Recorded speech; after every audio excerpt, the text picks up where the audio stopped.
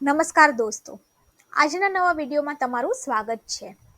આજનો જે વિડીયો છે એની અંદર આપણે માહિતી મેળવીશું કે જે ગુડા આવાસ યોજના છે એને લોકો માટે એક ઇમ્પોર્ટન્ટ એડવાઇઝરી છે એ જાહેર કરી છે। હવે જે ગુડા છે એ ગાંધીનગર અર્બન ડેવલપમેન્ટ ઓથોરિટી છે, એમને એક ઓફિશિયલ એડવાઇઝરી છે એ લોકો માટે જાહેર કરી છે કે લોકો અમુક જે કિસ્સાઓ આવતા હોય છે એનાથી ચેતતા રહે। તો આપણે આ વિડીયોની અંદર જાણકારી મેળવશું કે આખી એડવાઇઝરી શું જાહેર કરી છે। હવે તમે ગુડાની વેબસાઇટમાં જશો તો તમે અહીંયા જોઈ શકો છો કે ગાંધીનગર શહેરી વિકાસ સત્તામંડળ નિર્મિત EWS2 આવાસ યોજના માટે અગત્યની સૂચના। તો ચલો જોઈએ કે આ અગત્યની સૂચના શું છે। તો ગાંધીનગર શહેરી વિકાસ સત્તામંડળ જે છે એમને પ્રધાનમંત્રી આવાસ યોજના અંતર્ગત ઓછી આવક ધરાવતા વર્ગ EWS2 ના લોકો માટે સૂચિત કરવામાં આવતી આવાસ યોજના ફોર્મ નિયત કરેલ પદ્ધતિથી ઓનલાઈન ભરવામાં આવે છે।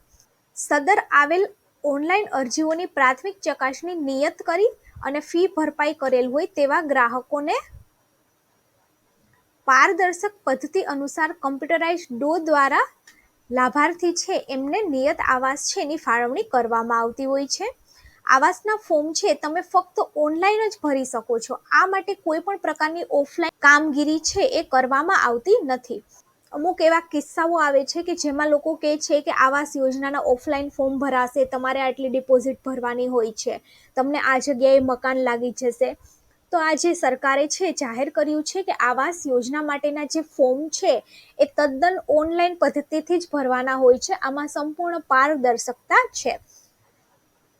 અને ત્યારબાદ તેમનો જે ડ્રો છે એ પણ કમ્પ્યુટર દ્વારા થતો હોય છે અને ત્યારબાદ તમને મ્યુનિસિપલ કોર્પોરેશન જ્યારે જણાવે એ પ્રમાણે તમારે ફીસ છે એ ભરવાની હોય છે। આમાં કોઈ પણ બાહ્ય જે લોકો છે એ તમને કંઈ અફવાઓ ફેલાવે તો એમાં તમારે આવવાનું નથી। આ મુજબ આવાસ ફાળવણી માટે સત્તામંડળ દ્વારા વખત સૂચનાઓ સત્તામંડળની વેબસાઇટ, સ્થાનિક સમાચાર પત્રો અને અરજદારને SMS દ્વારા પૂરી પાડવામાં આવે છે। આમ આવાસ ફાળવણીની જે સંપૂર્ણ પ્રક્રિયા છે એ સંપૂર્ણ કમ્પ્યુટરાઇઝ્ડ પદ્ધતિથી થાય છે। કોઈ પણ પ્રકારનો માનવીય હસ્તક્ષેપ છે એ અવકાશ રહેતો નથી આની અંદર।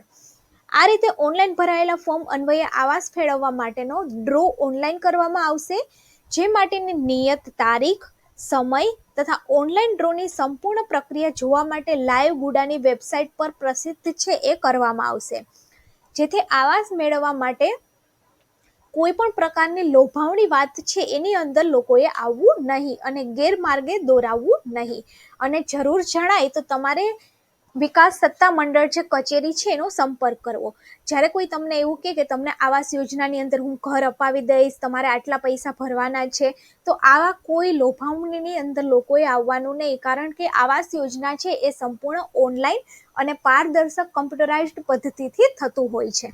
હવે આપણે જોઈએ તો આની અંદર અમુક એવા ન્યૂઝ પણ આવેલા છે કે ગુડાના મકાનો આપવાની લાલચ આપી અને 6 લોકો પાસેથી 7.5 લાખ રૂપિયા છે એ ખંખેરી લીધા। શખ્સે એવું કીધું કે એની ગુડામાં સારી ઓળખ છે એવું કહી અને લોકોને શીશામાં ઉતારી દીધા। તો તમને પણ જો આવું લોકો કોઈ કહેતા હોય કે મારો ગુડાની અંદર, ઓરડાની અંદર અથવા તો કોઈ પણ આવાસની અંદર મારો સારો એવો સંપર્ક છે, હું તમને આ મકાન અપાવી દઈશ, તો એ જે વાત છે તદ્દન ખોટી છે। કારણ કે ઘણા લોકો છે એ નકલી ફોર્મ છે એ વેચી અને મકાન આપવાની લાલચના કિસ્સા છે એ પણ સામે આવે છે કે નકલી આવાસ યોજનાના ફોર્મ લોકોને આપે છે, લોકો પાસેથી ડિપોઝિટ લઈ અને પૈસા ભેગા કરી અને ફરાર થઈ જતા હોય છે। તો આવા જે આવાસ યોજનાના ફોર્મ્સ છે એ ઓનલાઈન જ આવે છે અને વખત સરકાર જારી કરે છે કે આ ડેટથી આ ડેટની અંદર તમારે ઓનલાઈન આવી રીતે આવેદન કરવાનું છે। તો આ જે પદ્ધતિ છે એ સંપૂર્ણ ઓનલાઈન છે। તો જો તમને પણ કોઈ એવું કહેતા હોય કે આના તમારે ફિઝિકલ ફોર્મ ભરવાના છે, આટલા ડોક્યુમેન્ટ્સ, આટલા પૈસા ભરવાના છે, તો એવી માહિતીની અંદર તમારે પણ આવવું નહીં અને આવી ખોટી માહિતીથી બધા દૂર રહે અને જે સાચી અને પારદર્શક પદ્ધતિ છે એ માધ્યમથી જ આવાસ યોજનાના ફોર્મ ભરે એવી લોકોને વિનંતી। તો આ જે છે એ સરકારે એક એડવાઇઝરી જાહેર કરી છે। હવે લોકોને પ્રશ્ન હશે કે ગુડાની અંદર જે ફોર્મ છે એ ભરાયેલા હતા જે 21 ડિસેમ્બર સુધી ભરવાના હતા, તો આનો ડ્રો ક્યારે થશે? તો સત્તામંડળે જણાવ્યું છે કે આના ડ્રોની તારીખ છે એ ટૂંક સમયની અંદર જાહેર કરવામાં આવશે અને જે ડ્રો છે એ પણ કમ્પ્યુટરાઇઝ પદ્ધતિથી ઓનલાઈન કરવામાં આવશે। એટલે આ ડ્રો છે એ પણ હજુ બહાર પડ્યો નથી, તો ડ્રો પણ ટૂંક સમયની અંદર થશે એવું ગુડાએ જણાવ્યું છે. તો જો આજનો વિડીયો આ સારો લાગ્યો હોય તો વિડીયોને બીજા લોકો સુધી શેર કરજો, એટલે આવાસ યોજનાની ખોટી માહિતીની અંદર લોકો આવતા હોય તો એનાથી દૂર રહે અને કમ્પ્યુટરાઇઝ જે પારદર્શક પદ્ધતિ છે એનો જ લોકો લાભ લે. તો વિડીયોને વધારેમાં વધારે લોકો સુધી શેર કરજો, એટલે લોકો આવી છેતરપિંડીથી બચી શકે.